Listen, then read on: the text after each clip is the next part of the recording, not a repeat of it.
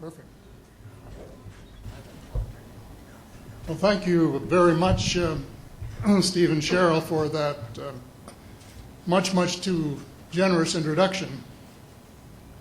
If my late mother were here, being my mother, she would believe every word of it. If my late father were here, being a realist, you would probably wonder who you were talking about. But introductions of that sort remind me of the small boy who fell headfirst into a barrel of molasses. And when they pulled him out, he licked some of the molasses from his face and said, "Lord, make my tongue adequate to this occasion." Well, actually, this is not my night for humor, and I'm not a match for either Stephen or George. So I'm not even going to try to be funny. Except my first line, and that's after this wonderful banquet, I think that I have exceeded the feed limit. Bad humor, you better believe it. I wish that I were in a mood for good humor, but I'm not. We are hell-bent in the direction of destroying our planet, and frankly, we appear to be doing very little about it. Decades ago, visitors from other planets warned us about where we were headed and offered to help. But instead, we, or at least some of us, interpreted their visits as a threat and decided to shoot first and ask questions after. The inevitable result was that some of our planes were lost, but how many were due to retaliation and how many were as a result of our own stupidity is a moot point. Wilbert Smith, one of the first Canadians to take an active interest in the subject of UFOs, asked the visitors about the accidental destruction of our aircraft by flying into the vicinity of a flying saucer. The response, and this is Wilbur's words, "We were informed that although a few of our aircraft had come to an unfortunate end by what they considered the colossal stupidity of our pilots, they were now taking corrective measures to avoid our aircraft. I asked them," and this is still Smith, "I asked them what happened, and they said, well, the fields around the saucers in order to hold them up, in order to produce the gravity differential, the time field differentials which were necessary to operate the ship. These sometimes produced field combinations which reduced the strength of materials to the point where they were no longer strong enough to carry the loads that the materials were expected to carry." Now, as we know, aircraft, particularly the military type, are built with a rather small factor of safety. And in these regions of reduced binding, the materials are no longer strong enough to carry the load, and the craft simply comes apart. When I read that, I was reminded of the late, great soprano Lily Pons, who used to smash crystal goblets with her high C.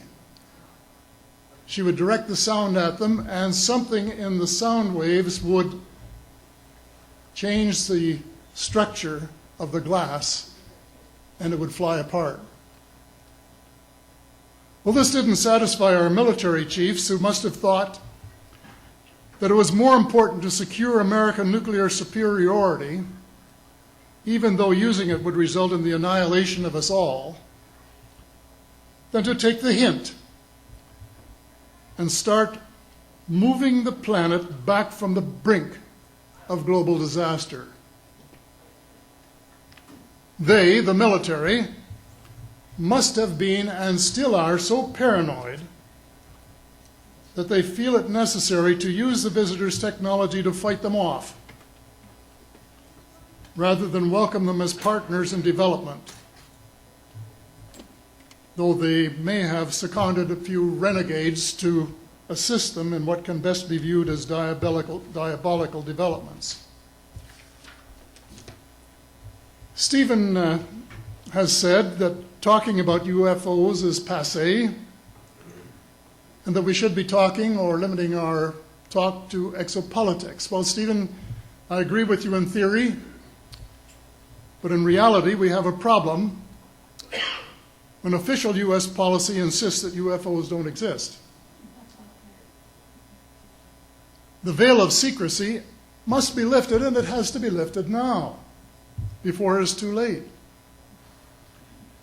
It is ironic that the U.S. would begin a devastating war, allegedly in search of weapons of mass destruction, when the most worrisome developments in this field are occurring in your own backyard. It is ironic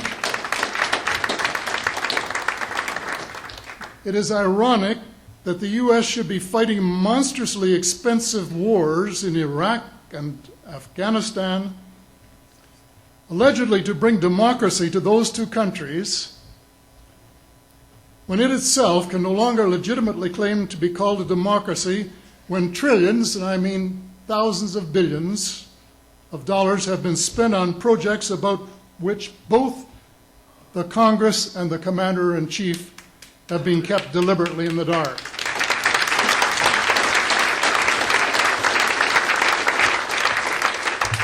How much has been accomplished in 60 years of feverish activity by some of the most educated minds in the United States?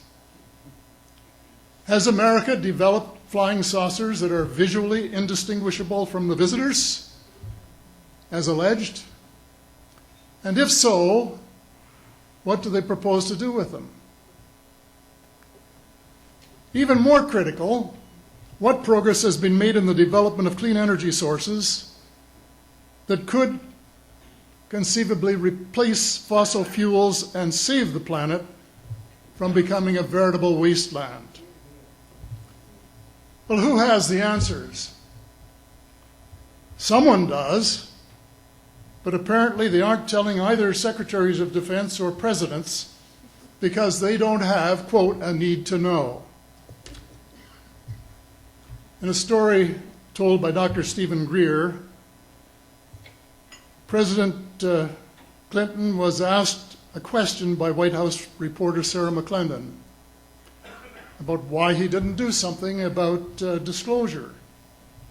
And Clinton replied, "Sarah, there's a government inside the government, and I don't control it."